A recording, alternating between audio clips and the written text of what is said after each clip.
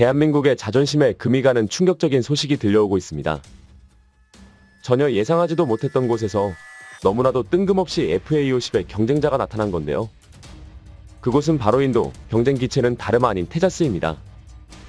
남미의 맹주 자리를 두고 주변국들과 치열한 경쟁을 벌이고 있는 아르헨티나가 최근 인도 테자스 도입의 초읽기에 들어서면서 졸지에 FA50의 명성에도 금이 가고 있는 건데요. 대한민국 입장에서는 기가 차서 말이 안 나올 정도입니다. 아르헨티나는 수년 전 신규 전투기 사업 당시 FA50 도입을 잠정 확정지었습니다. 이때까지만 해도 또 한 번 FA50의 수출 신화가 그려지나 싶었는데요. 그러나 행복한 상상도 잠시 해당 수출권은 뜻하지 않은 모종의 이유로 무산되고 말았습니다. 이로 인해 FA50의 남미 진출에 심각한 타격을 입었다는 건 두말할 것도 없는데요. 그런데 이런 상황에서 뜬금없이 테자스가 FA50의 자리를 꿰차고 나타났습니다. 자칫하면 테자스가 FA50을 성능 면에서 앞서는 것 아니냐는 불쾌한 오해가 생길 수 있는 상황인데요. 그래서 준비했습니다. 오늘은 아르헨티나가 FA50 대신 테자스를 선택한 이유에 대해 속 시원히 말씀드리겠습니다. 아르헨티나 수출 무산 사건은 대한민국과 FA50에 있어 매우 뼈아픈 결과였습니다. 특히 최근 들어 FA50이 칠레, 콜롬비아, 우루과이 등 남미 국가들의 주목을 받고 있다는 걸 생각하면 폴란드처럼 남미 대륙에 거대한 생산기지를 건설할 수 있었던 기회를 놓친 셈인데요.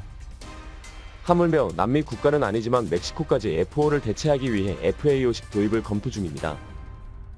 물론 가장 중요한 건 기체의 성능이겠지만 멕시코와 남미의 여러 국가가 FA50에 관심을 보이는 만큼 아르헨티나의 대한민국의 생산 거점이 마련되어 있었다면 상당한 플러스 요인이 되었을 텐데요.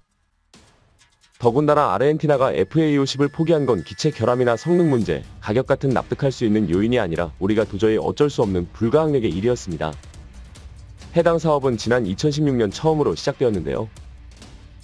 당시 아르헨티나는 미라주 3와 F4 파이팅 호크를 대체할 이에 미라주 F1M 크피르 CC F16 등이 아르헨티나 시장을 노리고 덤벼들었는데요.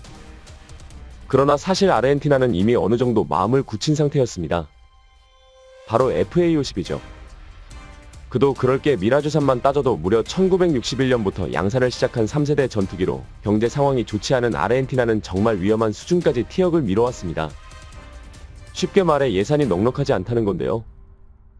그러니 당연히 저렴하면서도 성능이 준수한 전투기를 찾을 수밖에 없었습니다. 그런 면에서 미라주 F1M은 미라주 3의 후속기이긴 했지만 크피르 C10은 역시 3세대 전투기인 미라주 5를 이스라엘에서 개량한 전투기였습니다. 둘 모두 준수한 전투기이긴 했지만 이미 3세대 전투기 퇴역 수순에 접어든 아르헨티나로서는 성에 차지 않는 물건들이었는데요. 결국 남은 선택지는 대한민국의 FA50과 미국의 F16뿐이었습니다.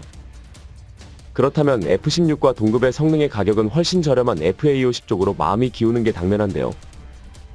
실제로 2017년 아르헨티나 공군은 대한민국에 FA50을 내정하고 있다고 밝히기까지 했습니다. 심지어 아르헨티나 공군 관계자들이 경북 예천에 소재한 제16 군비행단을 방문해 FA50 평가를 진행하는 등 도입을 위한 사전 준비를 하기도 했습니다. 폴란드의 사례를 떠올려 보시면 이것이 발표만 미뤄두었을 뿐이지 사실상 도입을 결정지은 행동임을 알 수 있으실 텐데요. 폴란드도 FA50 도입 의사를 피력한 뒤 고작 일주일 만에 방한하여 KAI와 FA50 분용부대를 방문했고 그로부터 약 한 달 만에 도입 협상을 시작했습니다. 상황이 이렇다 보니 국내 관계자들도 당연히 아르헨티나가 FA50을 도입할 것이라고 생각했는데요. 그런데 비극은 바로 여기서부터 시작되었습니다.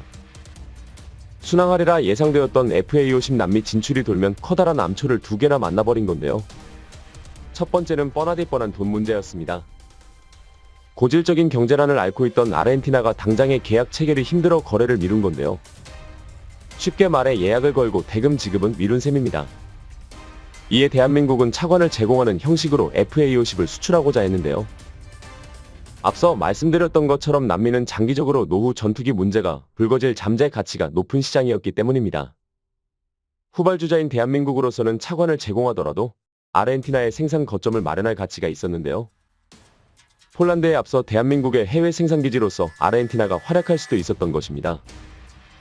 아닌 게 아니라 아르헨티나는 FA50 10대를 우선 도입하는 것으로 도장을 찍기 직전까지 갔었습니다. 그런데 바로 이때 코로나19 팬데믹이 터졌고 아르헨티나의 경제 상황은 다시 미궁 속으로 빠져버렸습니다. 그리고 두 번째, 아주 결정적인 문제가 발목을 잡았습니다. 여기서는 뜬금없이 영국이 등장하는데요. 영국이 FA50 제작에 사용되는 자국산 부품 6종에 대해 아르헨티나 수출 불가를 때려버린 것입니다. 이는 두 나라의 역사적 앙금에 기인한 결정인데요. 바로 1982년 벌어진 포클랜드 전쟁이었습니다. 포클랜드 전쟁은 아르헨티나의 선제 공격이었고 이에 영국은 약 40년이 지난 지금까지도 아르헨티나에 대한 견제를 계속하고 있었던 것입니다. 예상치 못한 변수였는데요. 일각에서는 대한민국 측에서 미리 해당 사실을 파악하지 못했던 탓이라고 지적합니다. 그러나 해당 부품 중 하나는 FA50 사출 좌석에 관련된 부품이었는데 이는 미국이나 프랑스 등에서도 수입해 사용하는 아주 보편화된 부품 중 하나였습니다. 심지어 대한민국은 영국 정부의 판매 금지가 있었지만 이를 해결하기 위해 해당 부품을 국산화하여 대체할 것이며 계약을 파기하지는 않겠다고 대처했는데요. 하지만 우여곡절 끝에 FA50의 아르헨티나 도입은 결국 무산되고 말았습니다. 우리가 KF21 보라매의 완전 국산화에 총력을 기울이고 있는 데에는 이때 경험이 적지 않은 역할을 했는데요. 그런데 최근 아르헨티나가 도저히 이해할 수 없는 결정을 내리면서 불난 집에 기름을 부었습니다. 바로 FA50이 무산된 신규 전투기 도입 사업에 인도의 LCA 테자스를 들이민 것입니다. 해당 소식은 인도가 아르헨티나의 요구에 따라 테자스의 사출 좌석 교체를 검토하면서 국제 무대에 알려졌는데요. 재밌는 건 테자스 역시 마찬가지로 영국제 사출 좌석을 사용하고 있었다는 것입니다. 게다가 사출 좌석 교체 비용을 아르헨티나가 부담하게 될 것으로 보입니다. 어차피 그럴 거면 왜 FA50을 다시 찾지 않았는지 의문스러운데요. 전문가들은 아르헨티나가 테자스라는 전투기가 아닌 인도라는 국가를 선택한 것이라 추측하고 있습니다. 핵무기 보유국이자 대규모 군대를 갖추고 있는 인도는 세계 4위의 군사력을 가진 것으로 평가받고 있습니다. 게다가 세계에서 가장 많은 인구를 보유한 나라이자 2031년까지 연평균 6.7% 이상의 경제 성장률을 보일 것으로 추정되는 나라인데요. 경제, 사회, 군사면에서 상황이 여의찮은 아르헨티나는 이런 인도와 동맹의 물꼬를 트기 위해 테자스를 선택했을 가능성이 높습니다. 그게 아니라면 굳이 테자스를 선택할 이유가 없는데요. 그도 그럴 게 세계 4위의 군사 대국이라는 평가가 무색하게 인도의 자체 개발 무기 체계들은 형편없기 그지없습니다. 그리고 테자스는 그런 인도 무기의 수많은 실패 사례 중에서도 정점에 이른 전투기입니다. 인도에서 테자스 사업을 시작한 건 1983년의 일인데요. 그런데 정작 십시를 취득한 건 무려 27년이나 지난 2010년이었습니다.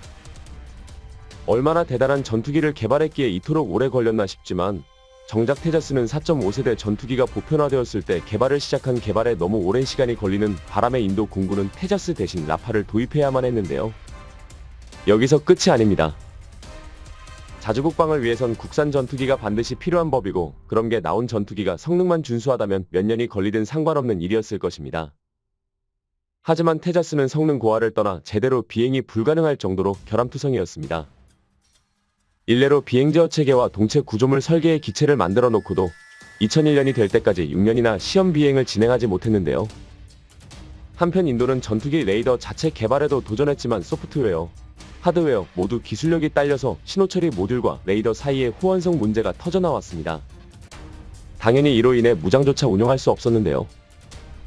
결국 인도는 레이더 자체 개발을 포기하고 이스라엘의 EL-M2031을 탑재하기에 이릅니다.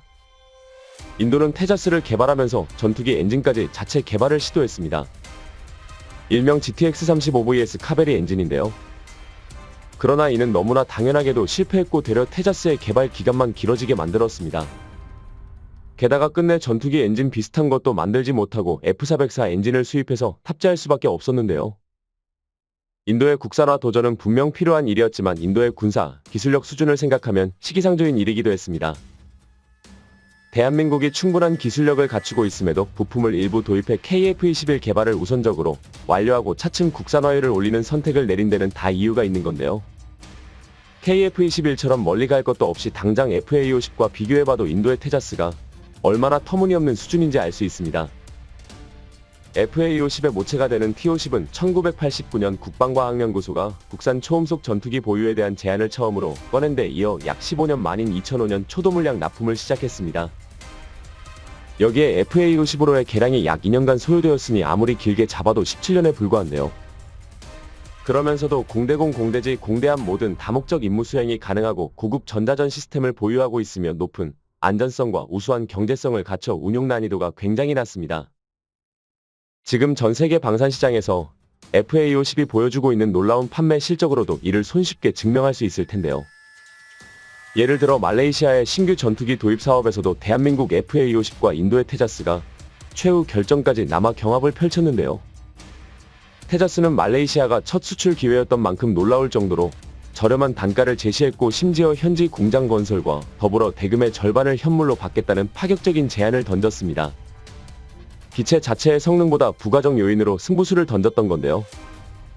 하지만 테자스는 국제무대에서의 어떠한 검증도 이루어지지 않았고 인도 무기의 형편없는 품질과 저열한 수준의 사후 관리는 악명이 높았습니다.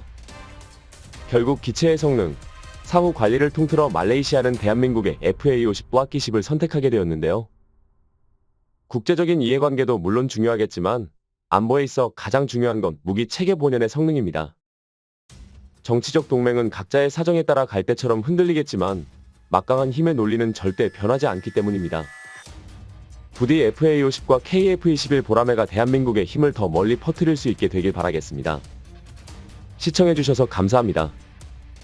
영상이 도움이 되셨다면 구독과 좋아요 부탁드리며 다음에 더 유익한 영상으로 찾아뵙도록 하겠습니다. 항상 함께해주시는 구독자 여러분 감사드립니다.